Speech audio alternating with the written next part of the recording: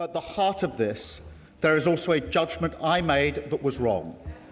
I should not have appointed Peter Mandelson. I take responsibility for that decision, and I apologise again to the victims of the paedophile Jeffrey Epstein, who were clearly failed by my decision. It is the duty of the Prime Minister to ensure he is telling the truth, or does the Ministerial Code not apply to him? I'm only holding the Prime Minister to the same standard to which he held others. Mr. Speaker, I have the greatest respect for you and your office, but I will not withdraw. That man couldn't lie straight in bed. Order. Mr. Anderson, you'll have to leave. Prime Minister Keir Starmer. Thank you, Mr. Speaker. With permission, I'd like to provide the House with information that I now have about the appointment of Peter Mandelson as our ambassador to the United States. But, Mr. Speaker, before I go into the details, I want to be very clear with this House that while this statement will focus on the process surrounding Peter Mandelson's vetting and appointment, at the heart of this, there is also a judgment I made that was wrong. I should not have appointed Peter Mandelson. I take responsibility for that decision, and I apologise again to the victims of the paedophile Jeffrey Epstein, who were clearly failed by my decision. Mr. Speaker, last Tuesday evening, the 14th of April, I found out for the first time that on the 29th of January 2025, before Peter Mandelson took up his position as ambassador, the Foreign Office officials granted him developed vetting clearance against the specific recommendation of the United Kingdom security vetting that developed vetting clearance should be denied.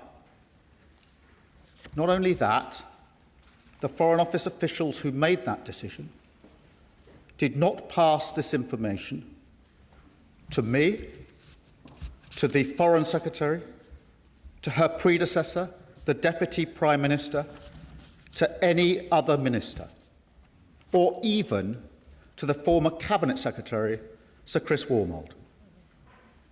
I found this staggering, and therefore last Tuesday I immediately instructed officials in Downing Street and the Cabinet Office to urgently establish the facts on my authority. I wanted to know who made the decision, on what basis, who knew, and Mr. Speaker, I wanted that information for the precise and explicit purpose of updating this House. Because this is information I should have had a long time ago. And it is information that this House should have had a long time ago. It is information that I and the House had the right to know. I will now set out a full timeline of the events in the Peter Mandelson process, including from the fact-finding exercise I instructed last Tuesday. Before doing so, I want to remind and reassure the House that the Government will comply fully with the humble address motion of the 4th of February. Mr. Speaker, in December 2024, I was in the process of appointing a new ambassador for Washington. A due diligence exercise was conducted by the Cabinet Office into Peter Mandelson's suitability, including questions put to him by my staff in Number 10. Peter Mandelson answered those questions on the 10th of December, and I received final advice on the due diligence process on the 11th. I made the decision to appoint him on the 18th of December. The appointment was announced on the 20th, and the security vetting process began on the 23rd of December 2024. Mr. Speaker, I want to make clear to the House that for a direct ministerial appointment, it was usual for security vetting to happen after the appointment, but before starting in post. That was the process in place at the time. Mr. Speaker, this was confirmed by the former Cabinet Secretary Sir Chris Wormold at the Foreign Affairs Select Committee on the 3rd of November 2025 when he gave evidence. Sir Chris made clear, and I'm quoting him now, when we are making appointments from outside the civil service, the normal thing is for security clearance to happen after appointment, but before the person signs a contract and takes up post. At the same hearing of the same Select Committee, the former Permanent Secretary to the Foreign Office, Sir Ollie Robbins, said, and I quote again, Peter Mandelson did not hold national security vetting when he was appointed, but, he went on, as is normally the case with external appointments to my department and the wider civil service, the appointment was made subject to obtaining security clearance. Mr. Speaker, after I sacked Peter Mandelson, I changed that process so that now an appointment cannot be announced until after security vetting is passed. Mr. Speaker, the security vetting was carried out by UK Security Vetting, UKSV, between the 23rd of December 2024 and the 28th of January 2025. UKSV conducted vetting in the normal way, collecting relevant information, as well as interviewing the applicant, in this case, on 2 occasions. Then on the 28th of January 2025, UKSV recommended to the Foreign Office that developed vetting clearance should be denied to Peter Mandelson. The following day, on the 29th of January 2025, notwithstanding the UKSV recommendation that developed vetting clearance should be denied, Foreign Office officials made the decision to grant developed vetting clearance for Peter Mandelson.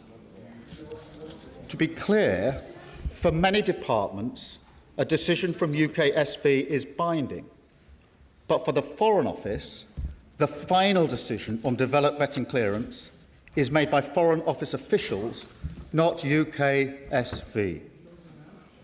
However, once the decision in this case came to light, the Foreign Office's power to make the final decision on developed vetting clearance was immediately suspended by my Chief Secretary last week. Mr. Speaker, I accept that the sensitive personal information provided by an individual being vetted must be protected from disclosure. If that were not the case, the integrity of the whole process would be compromised. What I do not accept is that the appointing minister cannot be told of the recommendation by UKSV. Indeed, given the seriousness of these issues and the significance of the appointment, I simply do not accept that Foreign Office officials could not have informed me of UKSV's recommendations whilst also maintaining the necessary confidentiality that vetting requires. There is no law that stops civil servants sensibly flagging UKSV recommendations while protecting detailed sensitive vetting information to allow ministers to make judgments on appointments or on explaining matters to Parliament. So let me be very clear. The recommendation in the Peter Mandelson case could and should have been shared with me before he took up his post. Mr. Speaker, let me make a second point. If I had known before he took up his post that UKSV recommendation was that developed vetting clearance should be denied, I would not have gone ahead with the appointment. Mr. Speaker, let me now move to September 2025, because events then and subsequently show with even starker clarity the opportunities missed by Foreign Office officials to make the position clear. Mr. Speaker, on September the 10th, Bloomberg reported fresh details of Mandelson's history with Epstein. And it was then clear to me that Peter Mandelson's answers to my staff in the due diligence exercise were not truthful, and I sacked him. I also changed the direct ministerial appointments process, so full due diligence is now required as standard. Where risks are identified, an interview must be taken pre-appointment to discuss any risks and conflicts of interest, and a summary of this should be provided to the appointing minister. I also made clear that public announcements should not now be made until security vetting has been completed. Mr. Speaker, in light of the revelations in September of last year, I also agreed with the then Cabinet Secretary, Sir Chris Wormold, that he would carry out a review of the appointment process in the Peter Mandelson case, including the vetting. He set out his findings and conclusions in a letter to me on the 16th of September.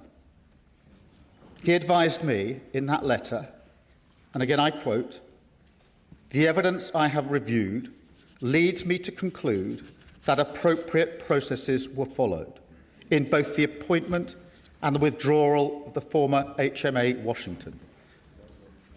When he was asked about this, Mr. Speaker, last week, the then Cabinet Secretary was clear that when he carried out his review, the Foreign Office did not tell him about the UK SV recommendation that developed vetting clearance should be denied to Peter Mandelson. I find that astonishing.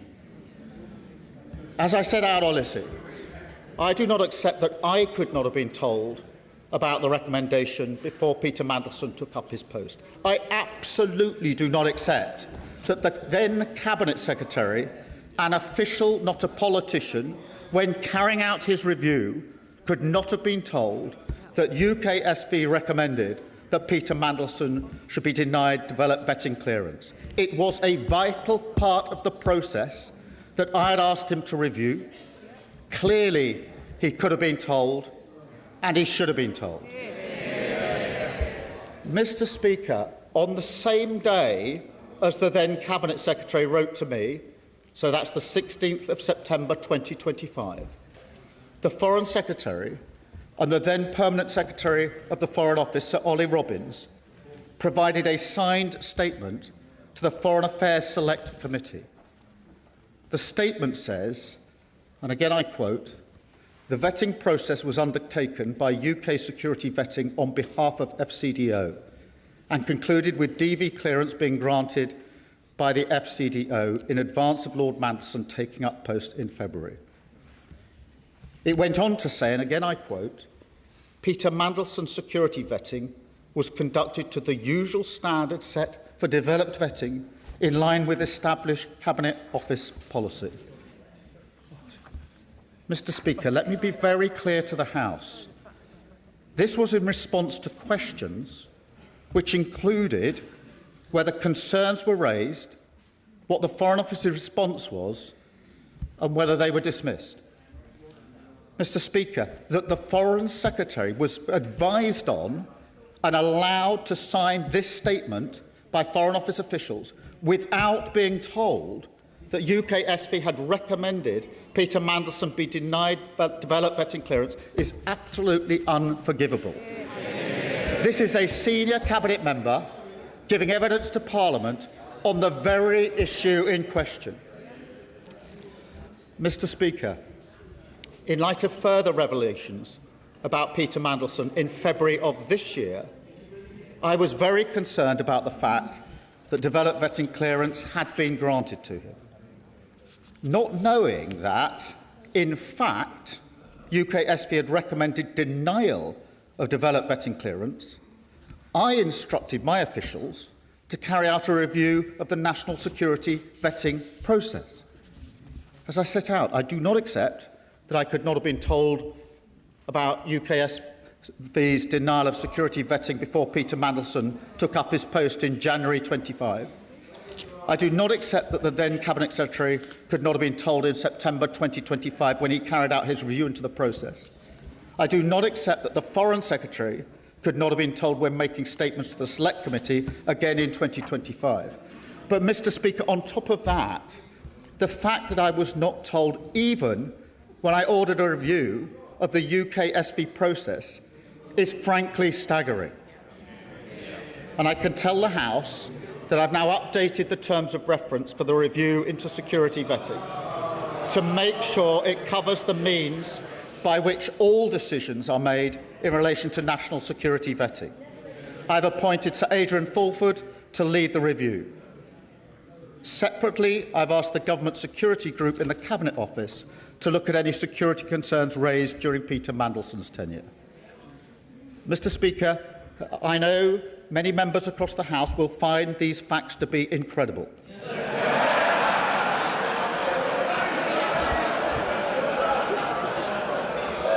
To that, I can only say they are right. It beggars belief that throughout the whole timeline of events, officials in the Foreign Office saw fit to withhold this information from the most senior ministers in our system in government. That is not how the vast majority of people in this country expect politics, government or accountability to work. And I do not think it's how most public servants think it should work either. I work with hundreds of civil servants, thousands even, all of whom act with the utmost integrity, dedication and pride to serve this country, including officials from the Foreign Office who, as we speak, are doing a phenomenal job representing our national interest in a dangerous world, in Ukraine, in the Middle East and all around the world. This is not about them, but yet it is surely beyond doubt that the recommendation from UKSV that Peter Mandelson should be denied development clearance was information that could and should have been shared with me on repeated occasions and therefore should have been available to this House and ultimately to the British people. And I commend this statement to the House. Timmy Bay, not Leader of the Opposition. Thank you, Mr. Speaker.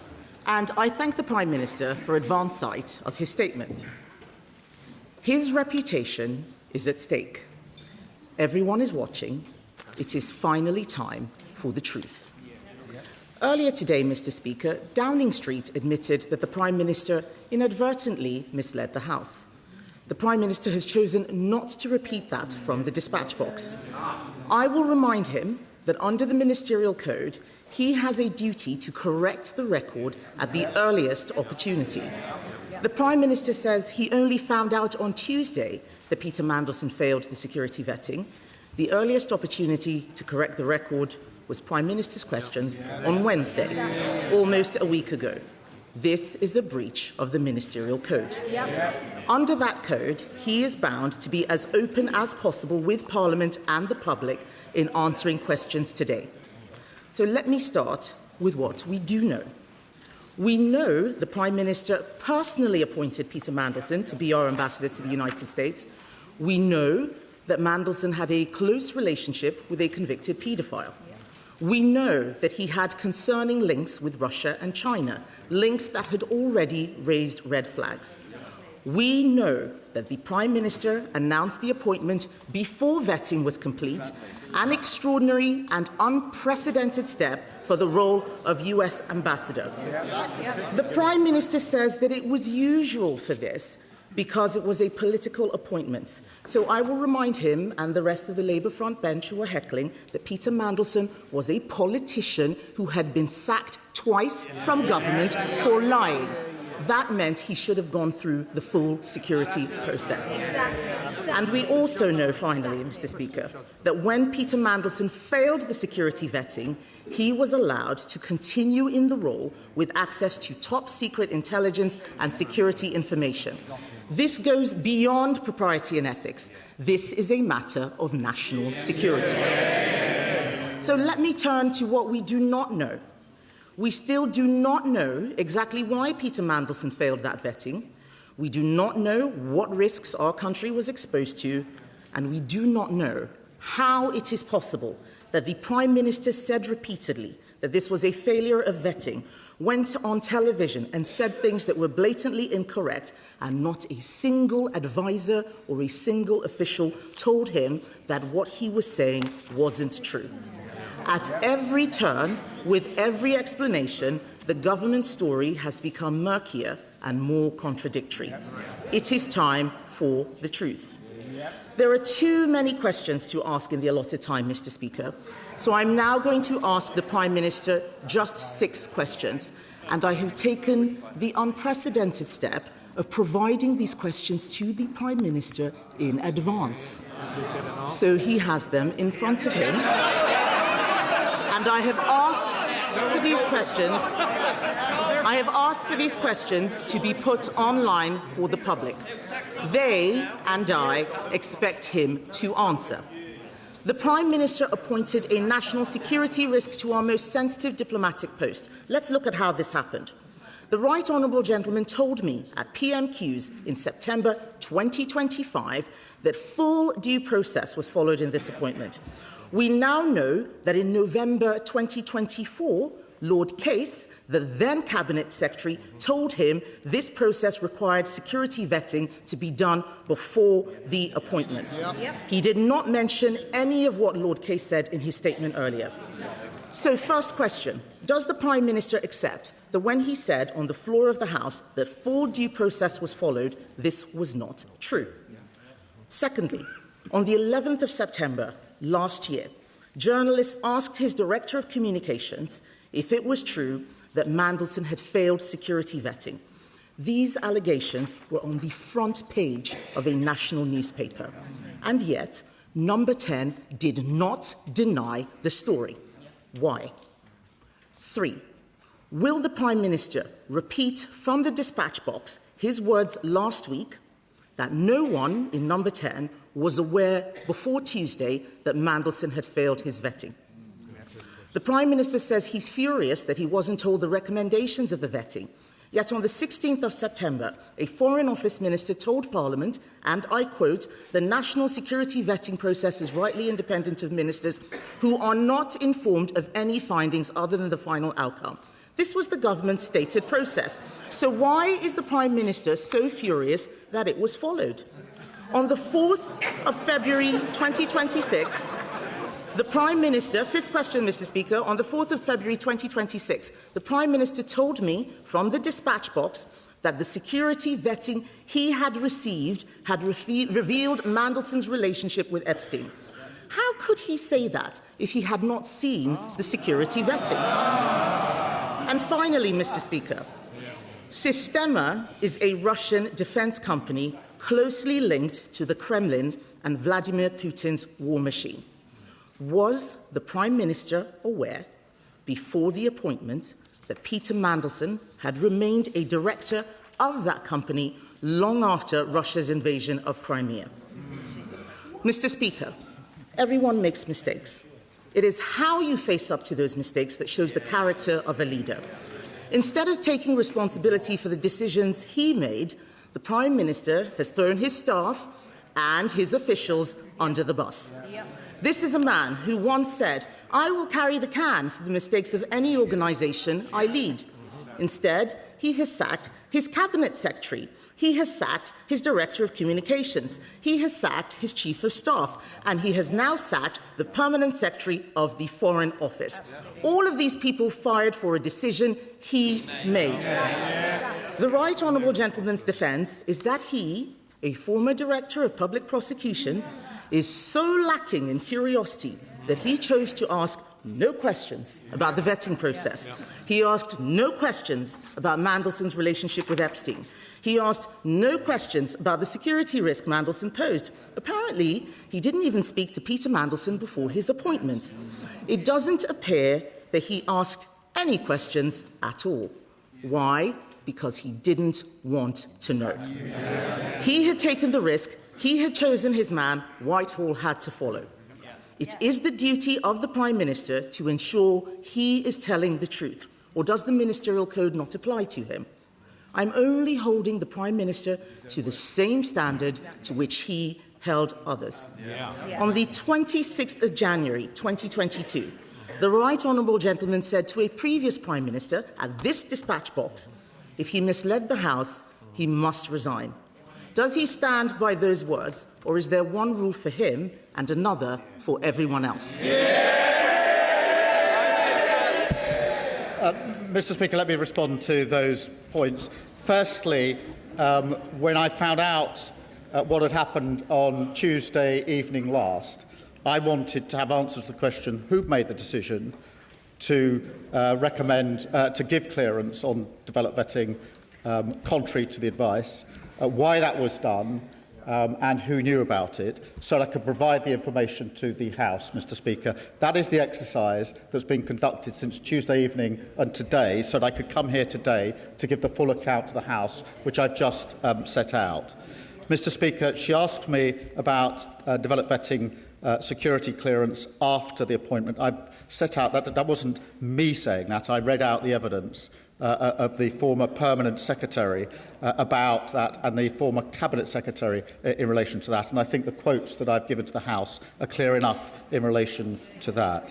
She also asks why Peter Mandelson failed. Mr Speaker, it's important to make a distinction between the information provided to the review and the recommendation. The information in the review must be protected and has been protected, because otherwise the integrity of the entire system would fall away. But the recommendation doesn't need to be protected and should not have been protected. Mr Speaker, in relation to her questions, in relation to the answer about full due process, that was the information that I had, that I put before the House, and it was confirmed to be by Sir Chris Wormold, because in September I asked him to conduct a review of the process to assure me that the process was correctly carried out. He did that and wrote to me on the 16th of September, giving me that his conclusions. In relation, Mr Speaker, to reports in the media, Number 10 was repeatedly asked about the facts surrounding Peter Mandelson's clearance and was assured that the proper process was followed in that case.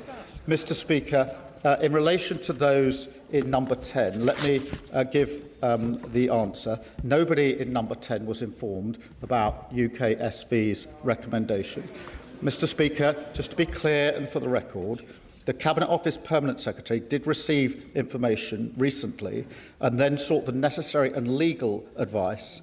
Once those checks were completed by the Cabinet Office Permanent Secretary, I was told, that is in the last 2 weeks or so, that was entirely the right procedure, to get the legal advice and then to bring it to my attention at the first opportunity. It was the right procedure that was followed by my officials in the last few weeks. Mr Speaker, in relation to why I was furious about the process, for the very reason, Mr Speaker, I strongly believe I should have been given this information at the very outset.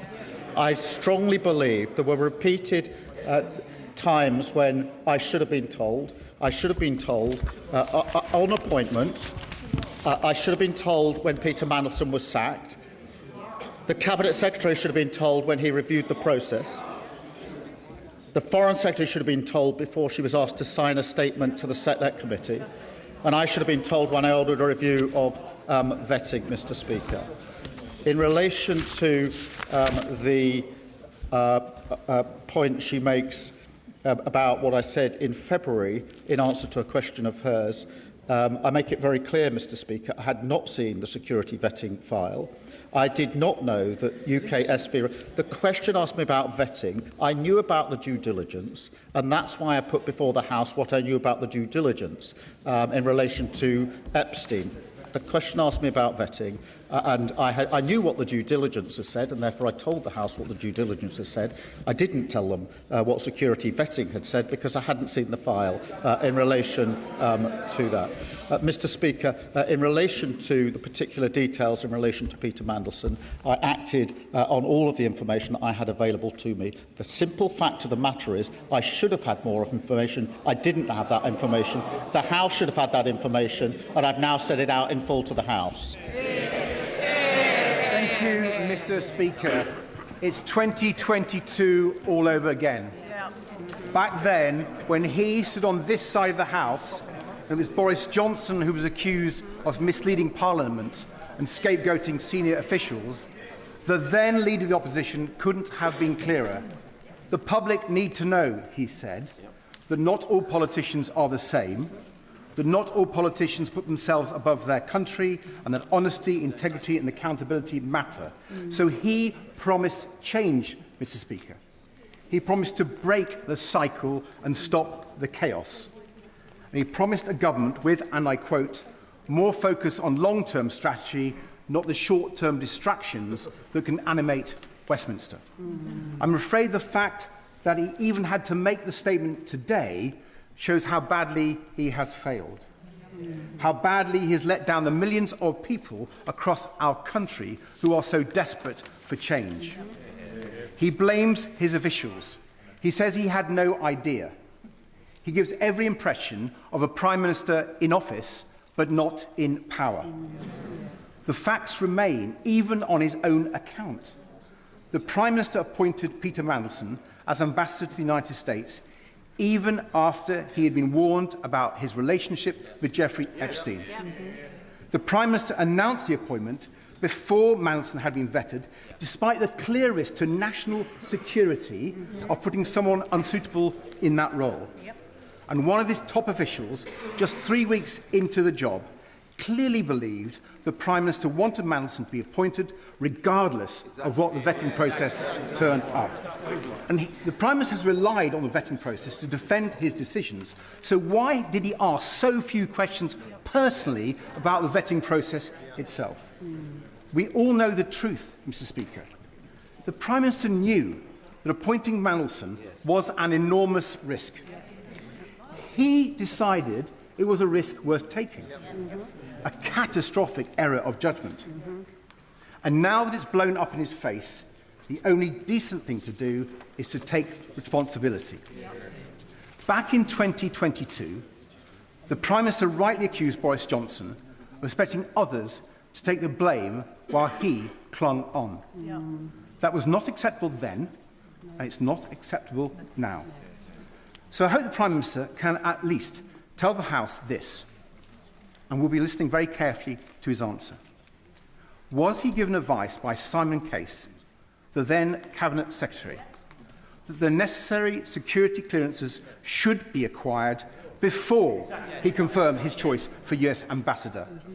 And did he follow that advice? Yes or no? Mr. Speaker, after the years of chaos under the Conservatives, we needed a government focused on the interests of the people, the cost of living crisis, the health and care crisis, our national security. We needed a government of honesty, integrity and accountability. So will the Prime Minister finally accept that the only way he can help to deliver that is to resign? Prime Minister. Mr. Speaker, I set out in my statement the full facts. And in September, when the Bloomberg emails came to light, I asked the Cabinet to review the process, then Cabinet Secretary to review the process. He told me the process was as it should have been. And as soon as the information about security vetting came to light last Tuesday, I asked for the facts to be established so I could update Parliament. He asks me about the announcement before developed vetting. He's heard the evidence that I've given to the House from the former Cabinet Secretary and from the former Permanent Secretary. In relation to the advice from Simon Case, Mr. Speaker, when I asked the former Cabinet Secretary to review the process after September 25, he specifically addressed whether the process had been followed by referencing the Simon Case letter and assured me that the process was the right process to have followed. So in answer to his question, that was specifically looked at by Sir Chris Wormold in the review that was conducted in September of last year. Dame Diana. Sorry, Diana, but...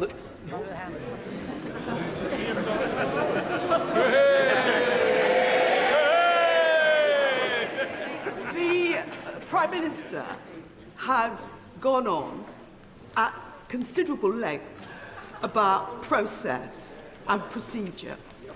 But ordinary people don't really care about process and procedure. They want transparency and they want to know that they can have confidence in the words of elected politicians, like all of us in this chamber. On the question of Peter Mandelson, it was in the 90s that Peter Mandelson had to resign from the Cabinet for the first time because of his dealings with the millionaire Jeffrey Robinson. It was a few years later he had to resign from the Cabinet for the second time because of his relationships with the billionaire Hinduja family. Peter Mandelson has a history.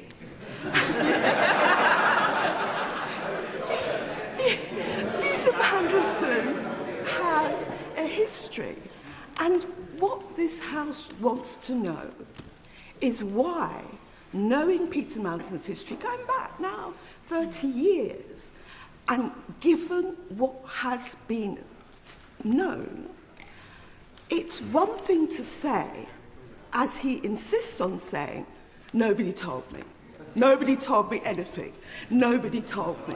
The question is, why didn't the Prime Minister ask?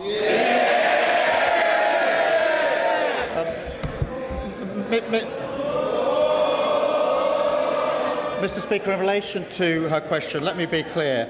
I should not have appointed Peter Mandelson. As soon as the further revelations came to light, I asked the Cabinet Secretary to review the process so I could be assured about the process. He wrote to me on the 16th of September, setting out the conclusions of that review and assuring me the process had been followed properly. Anderson. Thank you, Mr. Speaker. The problem the Prime Minister's got is no one believes him. The public don't believe him. The MPs on this side of the House don't believe him. His own gullible backbenchers don't believe him. So does the Prime Minister agree with me? He's been lying. Prime Minister, please. Sorry, we don't use those words, and I'm sure the members withdrawn it. Mr. Speaker, I have the greatest respect for you and your office, but I will not withdraw. That man couldn't lie straight in bed. Order. Mr. Anderson, you'll have to leave. Phil Brettle. Speaker, when Sir Ollie Robbins came before the Foreign Affairs Committee on the